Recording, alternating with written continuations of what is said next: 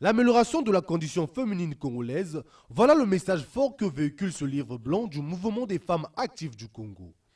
Ainsi, au cours de la cérémonie de présentation de cet ouvrage, la secrétaire générale du MFAC, Mme Danielle Sassou Nguesso, a eu des mots justes pour détailler le contenu de ce livre qui ne pondent que le mieux-être de la femme congolaise.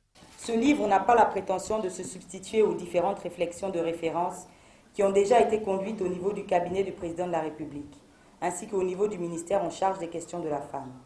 Il vise tout simplement à enrichir l'univers des propositions faites au profit de l'amélioration des conditions de la femme congolaise et appelle surtout à une mise en synergie des initiatives tant publiques que privées en faveur de ces dernières.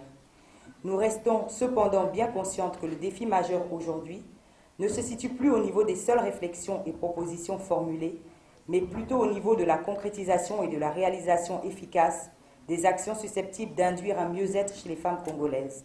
Après avoir rendu hommage à la femme congolaise, l'administrateur maire du 7e arrondissement Filou qui a pris part à cette cérémonie appelle la femme à multiplier des efforts pour son épanouissement, comme quoi seule la lutte libère. Et ce que moi j'ai toujours dit, c'est que cette femme, quel que soit le lieu, l'endroit où elle se trouve, cette femme congolaise est toujours active. Quand on parle des compétences, on a toujours tendance à penser que pour avoir des compétences, il faut avoir des connaissances intellectuelles. Non, les compétences, ce sont les savoir-faire. Et toute femme qui a un savoir-faire détient cette compétence qui peut être très utile à notre société.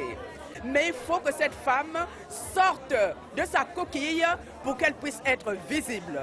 Enfin, une projection vidéo des opérations menées par cette organisation féminine pendant la période électorale a été faite, histoire de montrer de quoi est capable la femme congolaise.